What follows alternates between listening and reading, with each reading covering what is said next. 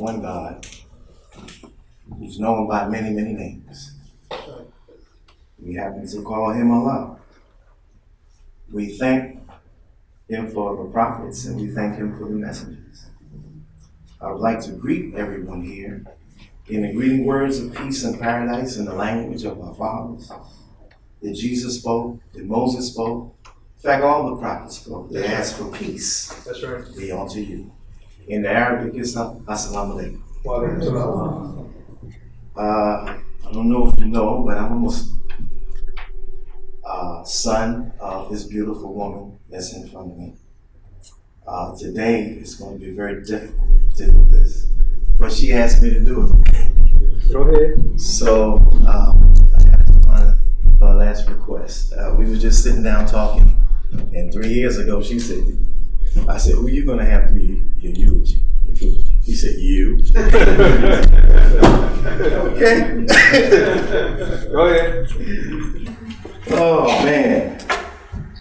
We're here at the homegoing celebration of my mother, Louise Isabel Ramsey Barnwell Nials. This is what we do in Guyana sometimes. We just complicate things by putting a whole bunch of names on it. The woman I knew would not want us to be sad. You know, she's a nurse by nature. In fact, that was her attribute. Go ahead. For her to do that for 40 years, she had to be a caring, loving, and healing kind of person. That's right. That's right. So that, with that spirit, we don't want anybody going crazy. Nobody passing out. Nobody jumping in the coffin. We want y'all to be normal. And also, you can clap. You can be happy. That's right. This is a celebration of life. That's right. That's right. This is not about, the end. And we all got to go through. That's right. Y'all know it, right? That's right. Yes, if anybody doesn't know, you can raise your hand. And hopefully the roof will open up and a lightning bolt will come and shock you. Because you're crazy. Everybody got to go. That's right. That's right. It is African tradition for the man to take the baby out the womb, but also to put the body in the ground. Go ahead. So this is nothing new, all right, for someone in the family to stand up and give the rights of death and burial. All right, so at this time, we want to have an open prayer. I'd like to call up I call my big brother. Who's here? Come on up, my man. All right, to do the opening prayer, the Lord's Prayer. Good afternoon. Good afternoon.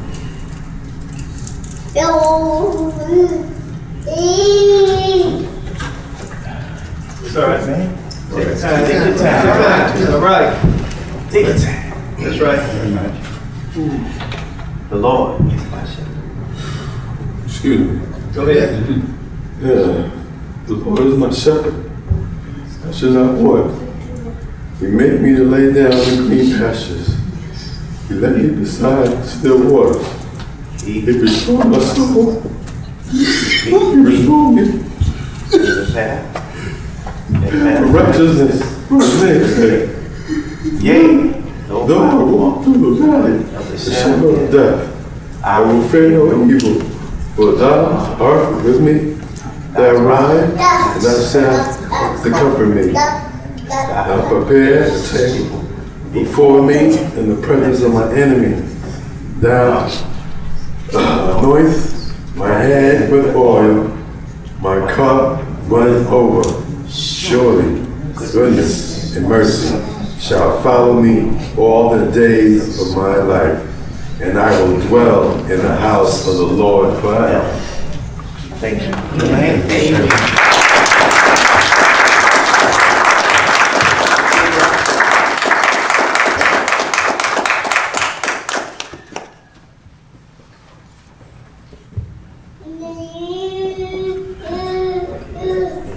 For those who haven't done it, hopefully you get your chance. You did a very good job. That's right. That's right.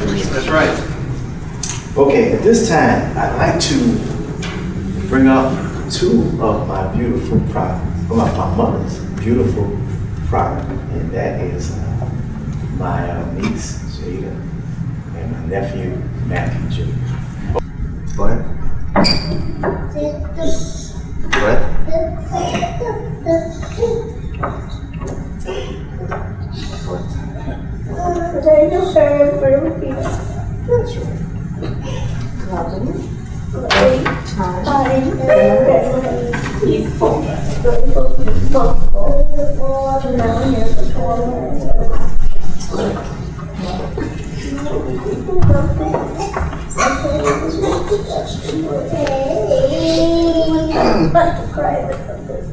I made this spring all for you, but nobody told me to.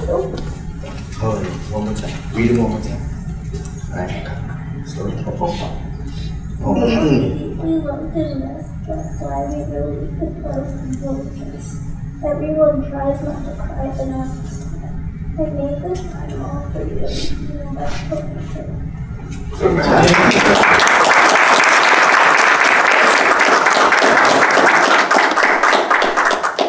Good afternoon, friends and family. Good afternoon. I have something I'd like to say. Grandma Gita was very special to us all, and she still is. Grandma Gita is in a better place. She is now and forever in a place of peace. She has lived a fantastic life, and we all love her. Grandma Gita will always be in our hearts, and that will never change.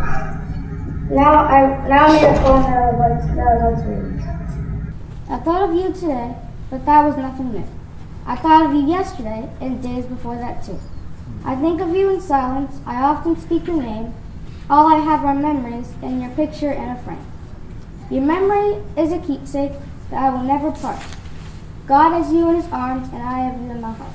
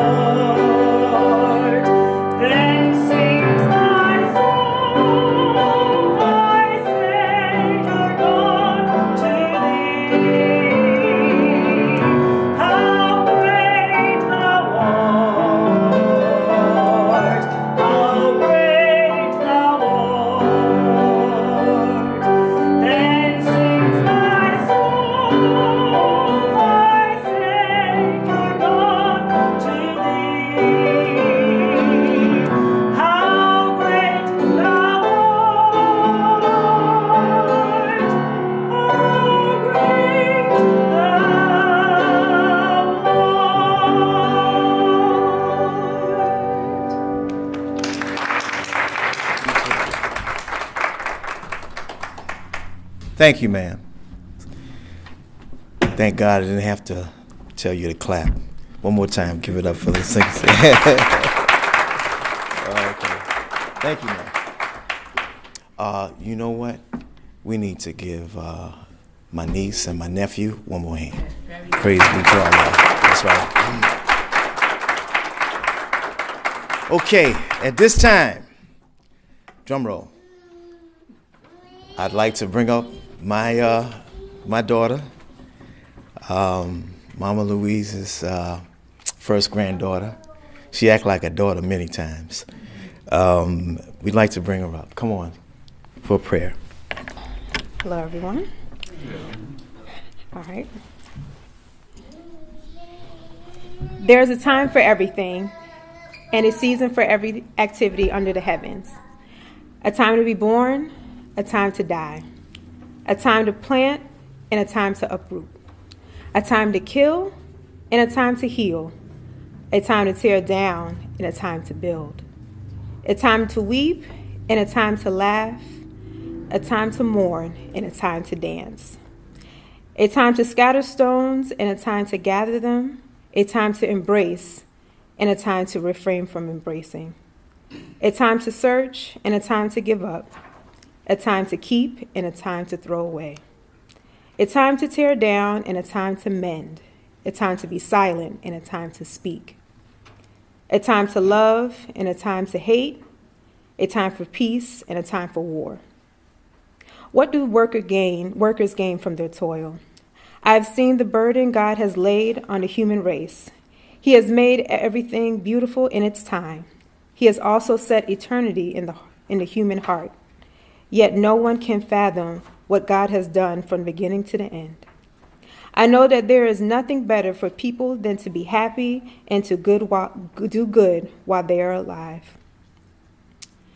That each of them may eat and drink and find satisfaction in all of their toil. This is the gift of God. I know everything God does will endure forever, and nothing can be added to it, and nothing can be taken from it.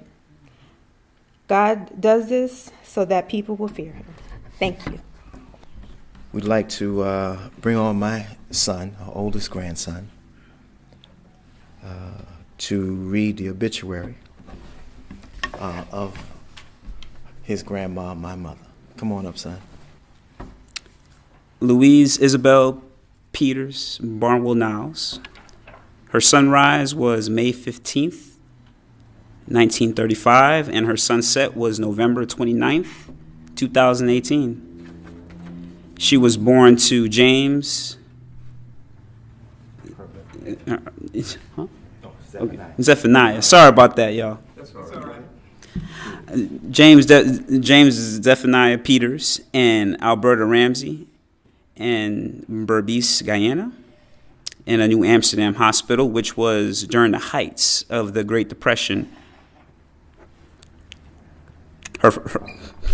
Sorry about that, y'all. I stutter a lot. Go ahead. Take your time. It's all right. Her father passed when she was 1, and her mother passed when she was 4 years old. She was blessed to be adopted by her Aunt Carrie, who was also... Aunt Carrie, okay. And Berbice, Guyana. She grew up beautifully, and she entered school for nurses during 1956. She finished in the early 60s. Around that time, she met her first husband, Ernest Barnwell, and bore her first 3 children, Ernest, Angela, and Rawle. In 1968, she was asked to immigrate to America to continue her nursing career. She ended her relationship with Mr. Barnwell and met with Mr. Herbert Nials in 1969, in which she had her next 3 beautiful children, Matthew, James, and Marsha. Louise was most proud of all of her children. She worked as a nurse for 40 years, and much of that time she was working 2 jobs, 16 to 20 hours a day. She was an exceptional nurse and won many awards for her service and skills in both public and private hospitals in New York City. She was a counselor to friends, children, extended family, co-workers, even strangers. She was an avid cook, especially on Saturdays. When she had time off work, her favorite dishes was black pudding. This is a hard one. Medigi. Seafood soup, curry goat, and her homemade bread, which members of the extended family would come to visit just to enjoy her cooking. She was also known for her generosity and her infectious smile. After her retirement from Harlem Hospital in 2000, there were numerous calls for her to volunteer her time, knowledge, and expertise to the nurses of today. To this day, doctors still revere her name as one of the best head nurses in the hospital that she worked. She is survived by her brother Ludwig Moten Ramsey, her 6 children, Ernest, Angela, Rawle, Matthew, James, and Marsha. She has 2 daughters-in-laws, Marie and Shemaine, 12 grandchildren, Camila, Khalid, Kayla, Rakaya, Adam, Isaiah, Orion, Raw Jr., Matthew Jr., Jada, James Jr., Lakila, 5 great-grandchildren, Isaiah, Amir, Sanaya, Noah, and Madison, and many nephews and nieces and cousins. Okay, so at this time, before we have a closeout eulogy, we would like to open up for reflections from family members. Please don't be shy. You got 3 minutes though. Okay, so just make it quick. Good day, friends and family.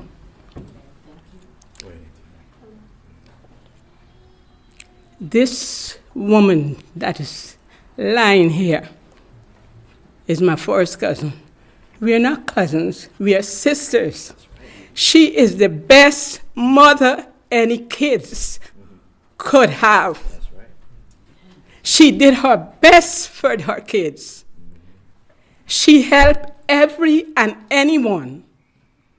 She helped me when I was down and out. Helped my son. And there's nothing in this world I wouldn't do for her. She's my sister, not my first cousin. She had friends all over that would say the same thing about her. And Marsha, I am very proud of you. You know your mother loves you. And who is not here today, they shouldn't be here.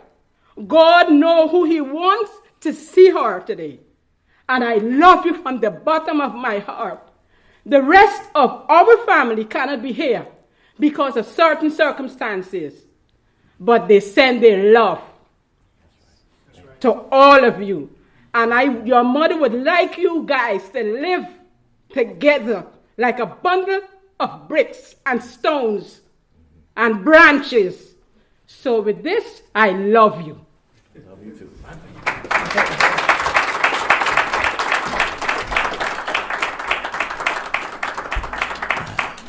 We can go home now. I can't do a better eulogy than that. All right, come on up. Don't be bashful. I'm so honored to be here today. I literally came in off the road from Maryland, down the Beltway, and I'm happy to do that. I'm glad to see some of my cousins who I haven't seen in a while. They probably don't recognize me. I'm Natalie. I'm a Barnwell and a Stevenson. The woman before us, as this wonderful sister said, is my Auntie Lou. That's the only memory I have of Auntie Lou. And I'm here to represent all the crazy Barnwell cousins, all the crazy Barnwell who I know you know some of them. And one of the things that I always say to my aunt-in-laws, my aunties that marry into the Barnwell family, you are really blessed and you're crazy and you must be patient. This was a sister with style, class. This obituary is so fitting because Auntie Lou was one of the first aunts, Junior, that I can remember, my sister and I. My mother was a Barnwell. She was Uncle Ernest's baby sister, Evelyn. Auntie Lou was her sister-in-law. And one thing I know my mother and father used to do is have us trucking all around Brooklyn to visit relatives because they say you got to stay connected. That's right.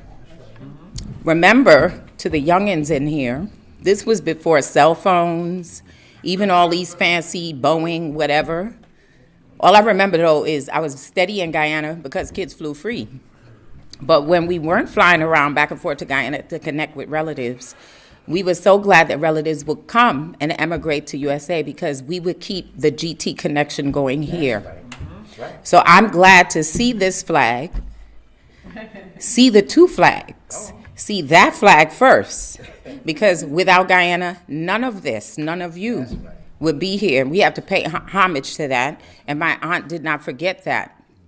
I might not have been around in the later years, but as soon as we heard that she was going through gradually her transition, because she took her time, Cousin Junior always kept us in the loop.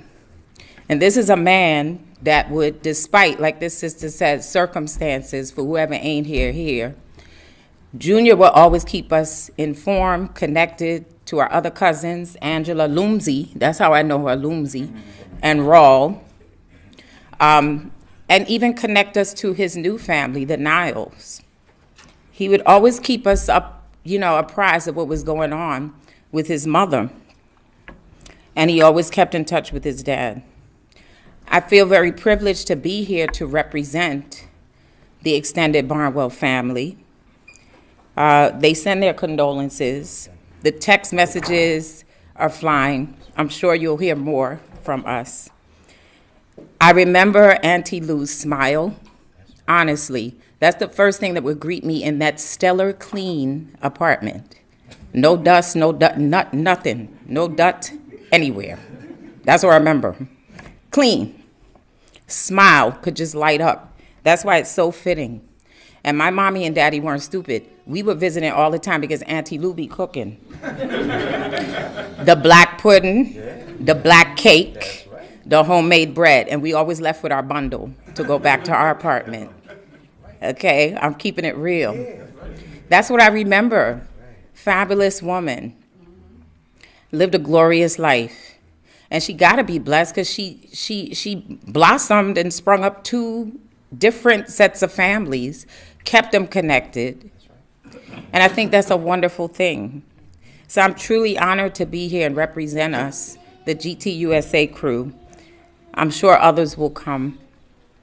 I know my angel is resting in heavenly peace. And I want to say, until I see her and all the other angels, she's up there with my mother, my grand, everybody. Amen. Thank you.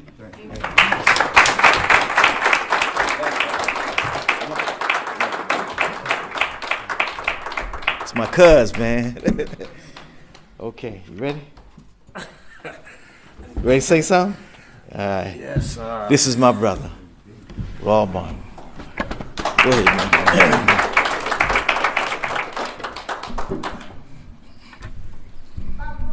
Just this one? Oh, okay. How you doing? I have a lot to say. I learned a lot about my mother in the last year, her last days. She divulged a lot of things to me that I didn't know about her, and this was just the icing on the cake. As far as when you look at a woman like this, how we seen her, the ones that grew up in the house with her, she was very strict. She wanted us to go and achieve and go to school and be the best that we can be. But there was psychological things that we were all dealing with, and one of the things, I guess this wellness lady I met. Just I guess a week or so before she passed, she said that we have abandonment issues, and whether we know it or not, these things could cause us to self-terminate, cause the mass in our back, cause her not to heal, and we have to leave room for forgiveness. Right. We have to forgive ourselves. That's right. We were too rushing to forgive everyone and love everyone. What about self? Go ahead. You see, so I don't want to get into it, but God forgives himself. Himself, herself, themself. There's so many schools of thought. But that's not the point. The point is, he's in all of us. That's right. So, if God can forgive, why can't we forgive? You see? Now you want forgiveness, but you don't want to forgive yourself. That's blasphemy. God said that's blasphemy. You see? I love this woman more than I can imagine, because the way she raised us to be independent, to push us away, But then she knew we were going to come back home after we dealt with life. Life brought us right back to her lap. You see, you know, it was something amazing what she did, and we can't even imagine how deeply we feel about this person. I couldn't imagine until, you know, she passed. You know, she did so much for us. She achieved so much. You know, but she was homeless too. She was out in the street, you know. I guess she couldn't tell us in a way that, as far as raising us, because she was sheltered, and she had issues too. You see, non-forgiveness. She didn't forgive herself, you know. So, but she was an amazing woman, and I loved her. I know everyone in here is here. They could repeat the same thing. They could duplicate the same thing. And kudos to this woman. And my sister said she went in peace. See what I'm saying? She didn't get hung. She didn't get shot by a cop. She died, or she went in peace, transitioned in peace. See, so she did it her way. She always told us, you know, do the best you can. And we didn't understand that until we went out there and saw. The best we can is all we really have. You see what I'm saying? When we don't have a partner, when we're all alone, you look into yourself and you'll find the strength. That's how she did it. #1 nurse in all of New York. Civil service. I mean, that's a high honor for African American woman in the 70s, you know, from a foreign country. Doctors still calling her when she retired. They still consult with her. One of my friends said she could have ran for office. She had status in the city. She still does till that day she passed. She still could go back. They want her to come back and be a doctor, be this, be that, you know. But she wanted to live her retirement out peacefully. So, but again, my hat is off to my mother. I love her more than I can imagine now, because I feel it. Mother wanted us to feel life, feel who we are. We have to go out and learn it, but she instilled that in us. So thank you again and for coming. And this woman deserves everything, you know. She deserves eternal peace, and she's got it. She passed a test. That was a test. Life is a test. Right. She passed it. Yes. God is the test. Don't be fooled. All right, brother.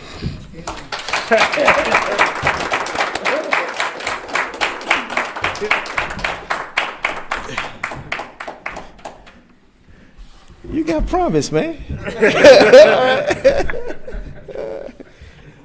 Okay. Anyone else?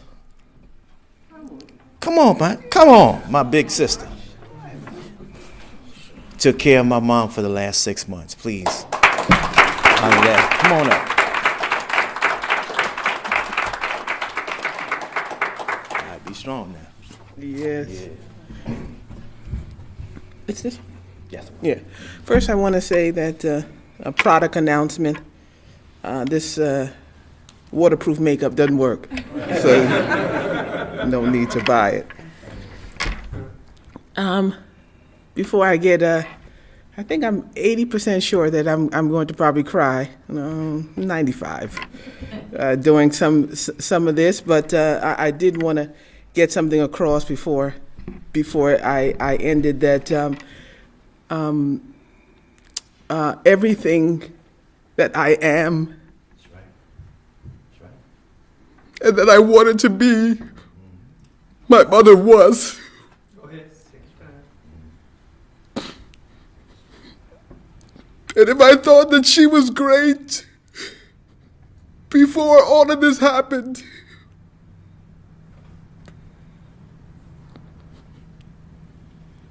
I know that my mother is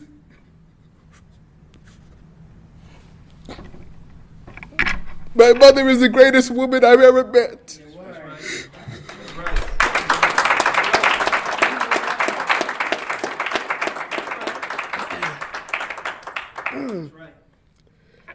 I just have a few things, and then I just want to bring the medical report, the status of what had happened, just in case anyone missed it. But I want to say that my mother was a pioneer. Yes, she was. She was a Renaissance woman. Yes, she was. She could cook. Yes. She could clean. Yes. She was wise beyond her years. And even though I often felt her whip sometimes, I'm not kidding around. I'm not kidding around. Well, once or twice. She wanted to teach us something. Often when other family members were talking about social events, my mother pulled out her pamphlets on gonorrhea and chlamydia and wanted us to steer us clear of the things that life she knew had in store. She preached about education. She preached about, in fact, my mother rarely preached, she lived it. And during this time, she modeled behaviors of forgiveness and love and acceptance that frankly, That's right. You do it like you know that? she was good. She was a good person. Not that she was my mother. She was good. And she was strong. And let it not be forgotten that my mother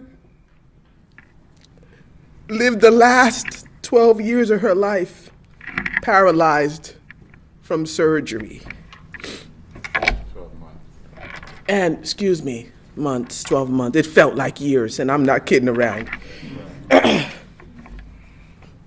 And never did she say a bad word about it, about her circumstance. In fact, I would say, Mother, that Dr. Yun was the doctor, the neurosurgeon that performed the surgery. I said, Mama, let me just go cut out his eyeballs and stuff like that. You know, Marsha, don't do that. She never once said anything bad. She accepted the situation, and she lived her values and morals, even through hardship, with dignity and grace. I bear witness to this.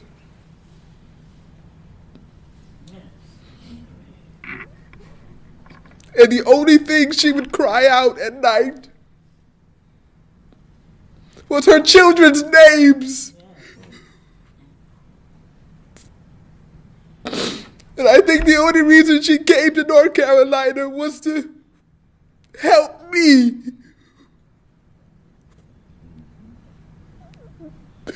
Because she knew she made me to cry the tears she wouldn't cry. That's right. Wow. Go ahead. Strong.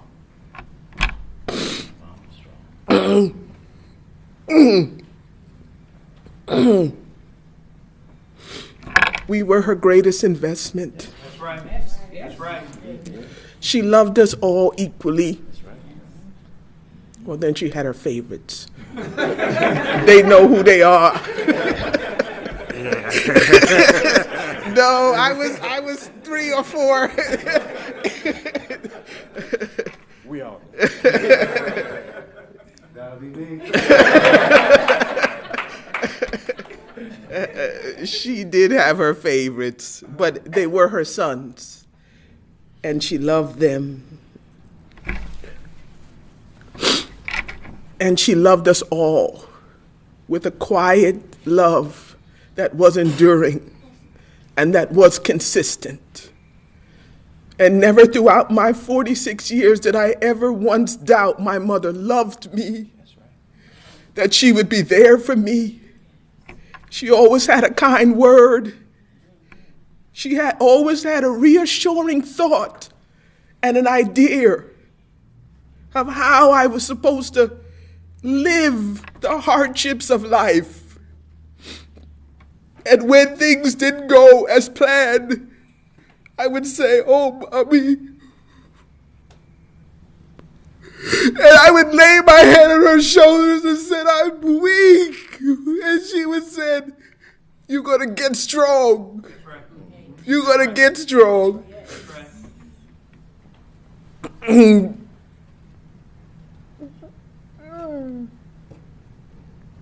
I love that lady. We all do.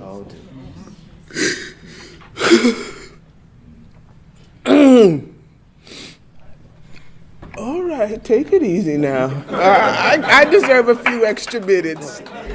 I'm wrapping it up. You're going to have your time.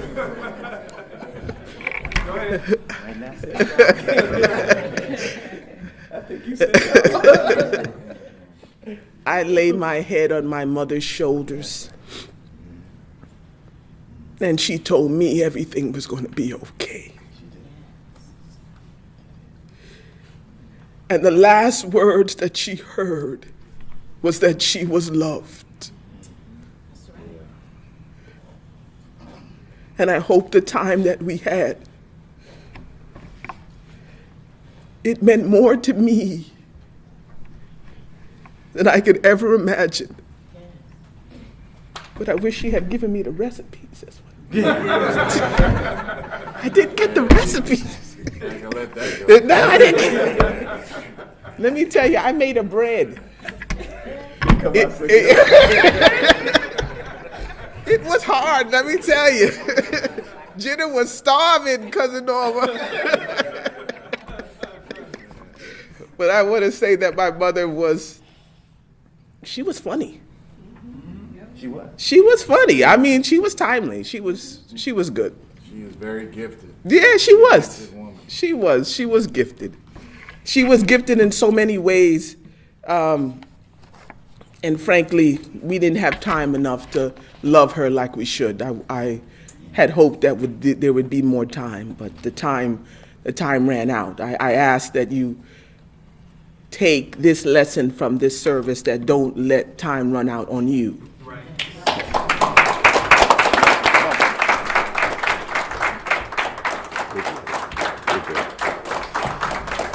Oh boy, man, Marsha, I don't have much time, do I? They doing the eulogy, right? Trust me. Okay. Judah, she was a fighter. But all things come to an end. Like a life cycle. Hey, that's right. That's right. She was a pioneer, a buccaneer, a captain. But the only thing that matters is that she was strong. Go ahead. That's right.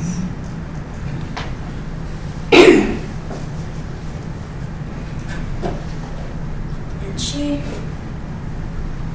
was my friend. That's right. All right. She lived a good life. The best one so far.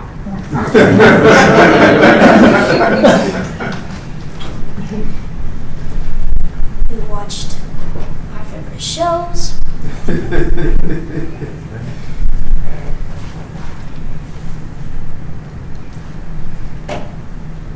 And Jenna,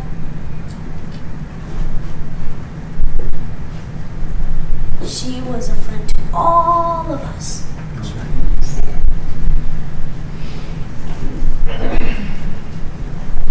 And then the day that we all knew their time came to an end. My mother, Miss Nials, yes, helped everyone, me included. She definitely was a woman that definitely loved all her children. 6 children, 6 different personalities, but she loved everybody the same.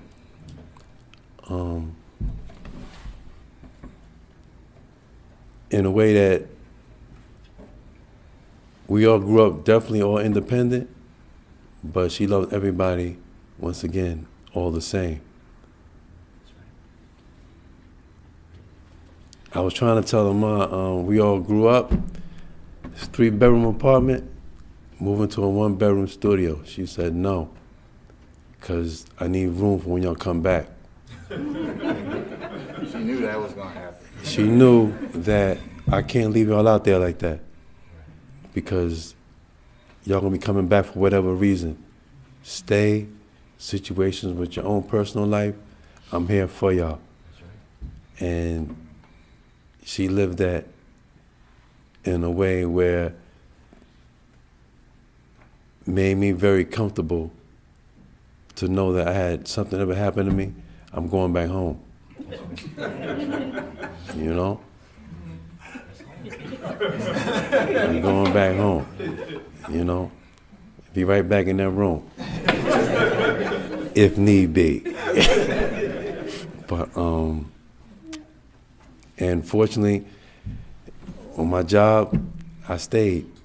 The house was still there, room was still there, and we all come to visit. Junior family come down. There's rooms. We have rooms. She kept the rooms for us to stay. And speaking now, I'm gonna say, the words probably never came out, I love you, as often as it should, but I was telling my brother, she showed it all the time. All the time. You know? You don't have to say it all the time, but I can show you all the time. Go ahead. You know, words is words, but I'm gonna show you what it really means to love. And she did just that for each and every one of us. And I want to say thank you. I learned so much. I learned a lot. I'm gonna pass it on to my family, and they're gonna learn a lot too. Go ahead. You know? And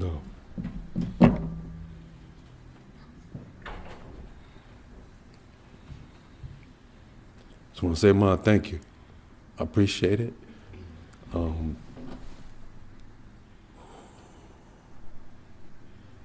definitely, the type of person you was, will remain in my heart forever.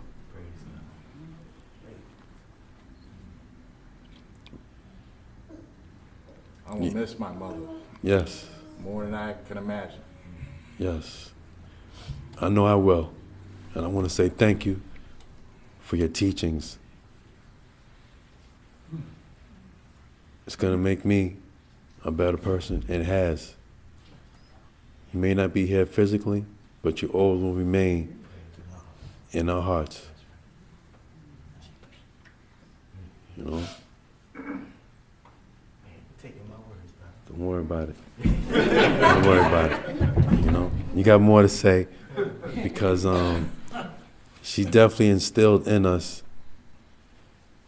a whole lot. You know, a whole lot. A whole lot. And I want to say once again, thank you. You know? Okay, first of all, I want to thank everybody for coming. Thank you. Give yourselves a hand. This is not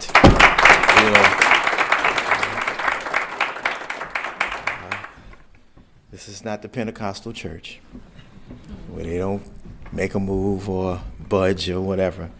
My mother was not in the church per se, but she was very spiritual. You have to be in order to raise 6 children in America. She was always looking up.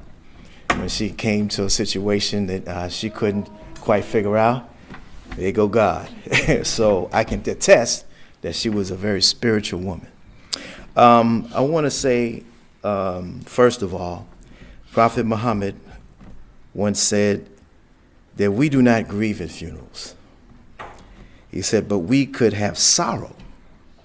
He said to grieve means to be in distress or shock over loss that can sometimes lead to deep depression.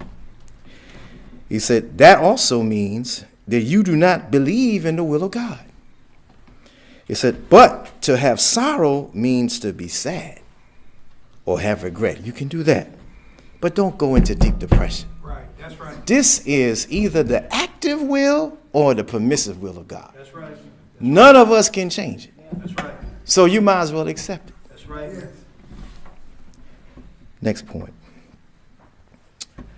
The best way to honor a great person is to continue the work. Right, that's right. That's right. She come in a long line of people that came here, brought here. That's right. In Guyana, the Caribbean, Central America, and North America as slaves. Go ahead. Everything was taken from us. We were turned inside out and upside down. Then we were freed. Go ahead. And in some ways, we had to find a way to come back to normal. So my mother is in the long line of those people who are trying to come back to normal. That's right. So things are going to happen. That's right. It's all right. That's right. But every generation afterwards got to do better. Right, that's right. She didn't go necessarily to college. She was smart. But I did. And some of us did. So the next generation, you do that and do better. Right, that's right. So that we can come back. Right, that's right. And God will help us to do so. That's right. That's right. To all, I'm not going to say that.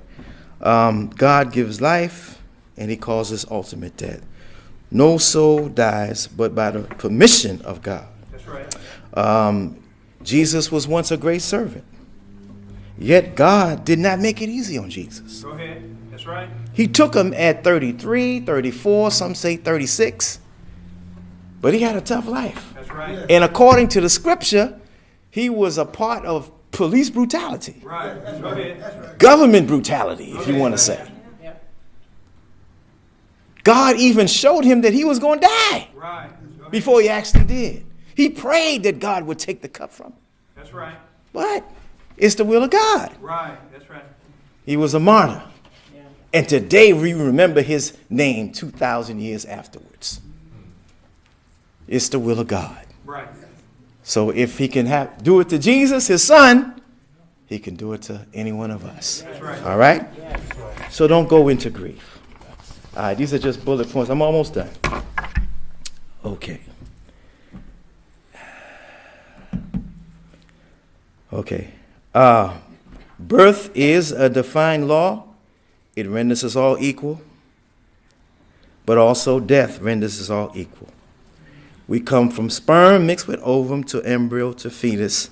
Then you are brought forth. Every life is his, God's life.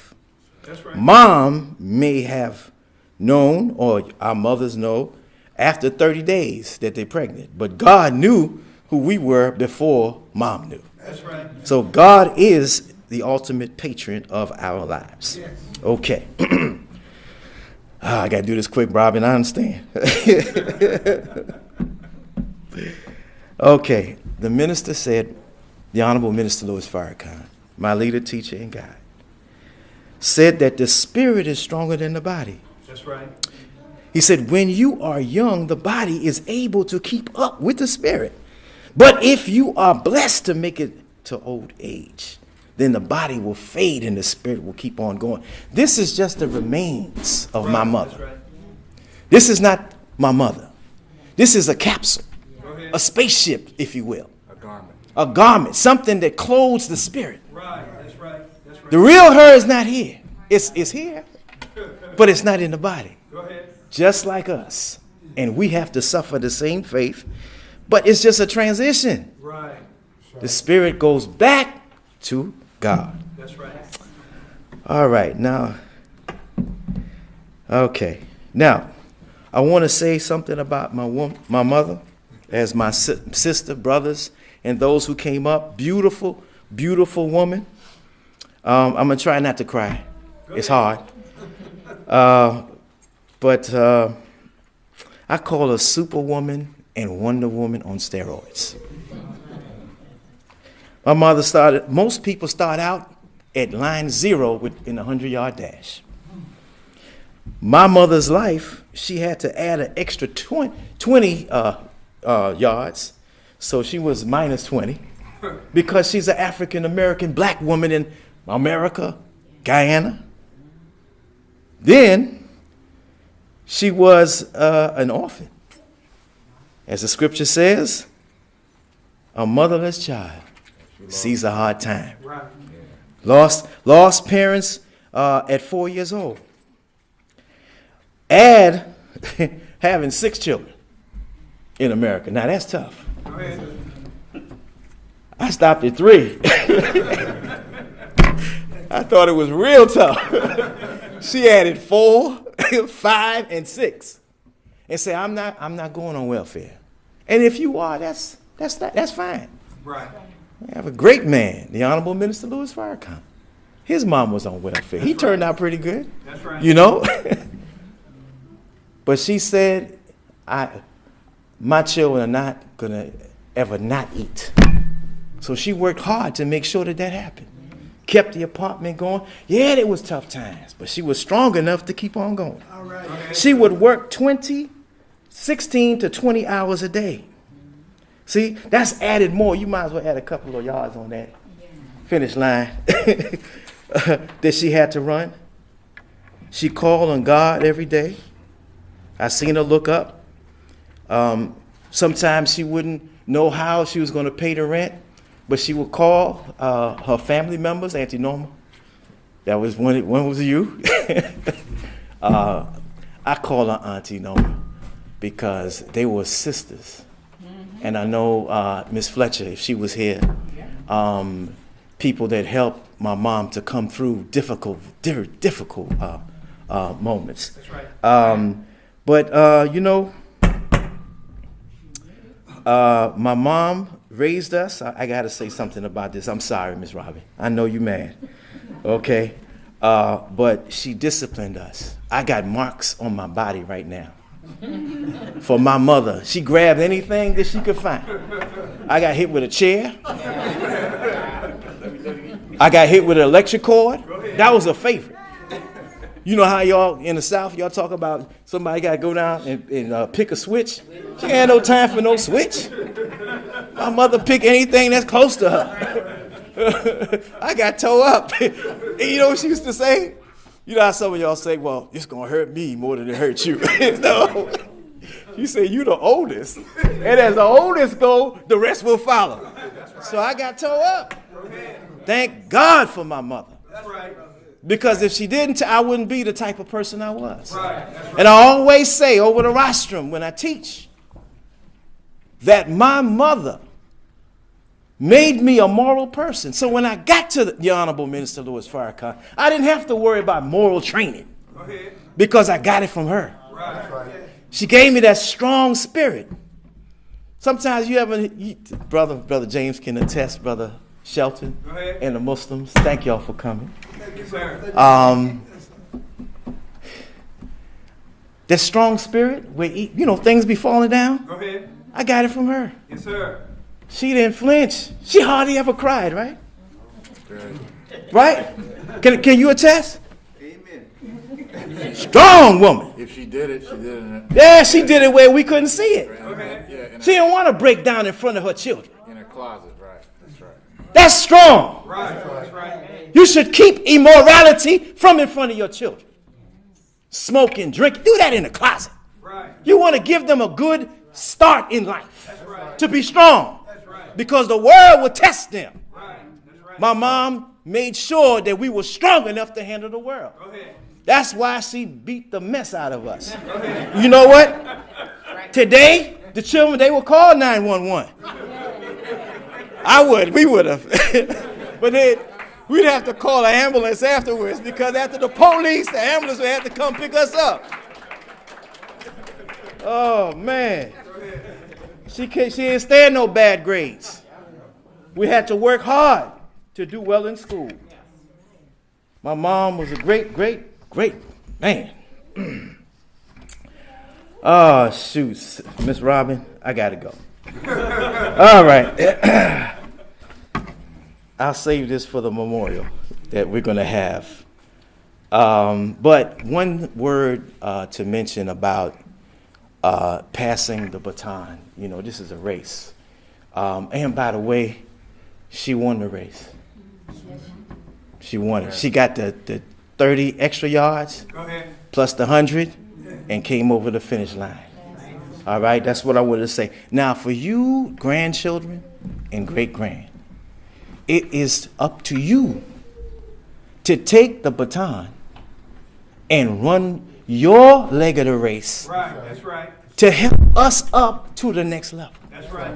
That's right. She was acutely aware of being a good man. She called me one time and said, about 3 years ago, she said, Junior, I think she called me either son or boy. She called me boy. I love it. I don't care. She said, I'm proud of you. You're a good man. It floored me. I didn't know what to say. I said, thank you. Other times she called me and said, Happy Father's Day. And I was the first male that she's ever called to say Happy Father's Day. And I was floored that time too. So I turned around and said, Happy Father's Day, Mom. Because she was a father and a mother to me. That was our tradition. So she was acutely aware where we got to go. See, because fathers are important. Right. We didn't have that privilege. But we, the next generation, have to do better. Right. And try to stay on that line so that we can get back to where we were. Right. That's right. All right? So that's your charge as grandchildren. Okay? It's time for you to take it to the next level. That's right. Love y'all. Love you. Thank you for listening. I'm late. Okay, we're going to pass the mints out. You saying, well, why we have mints? The mints celebration is a tradition started by the Honorable Elijah Muhammad for those at a funeral to suck.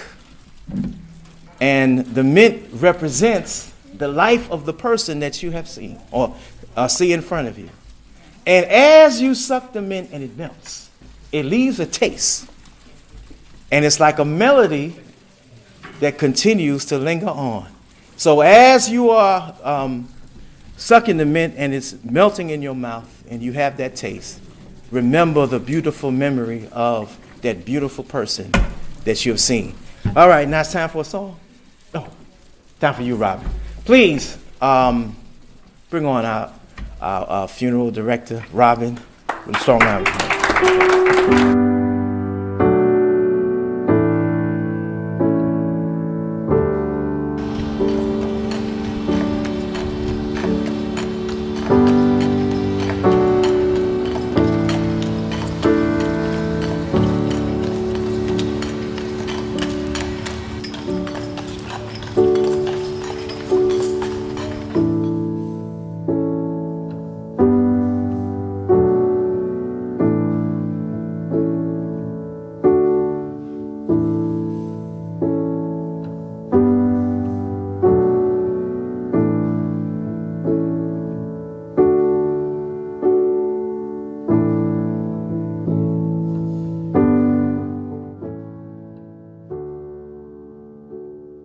By the releasing of 4 white birds. Now the symbolic of the white birds are, when Noah on the ark released his white dove, it went out, it brought back an olive branch.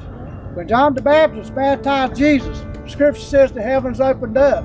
God's Spirit descended down as a white dove.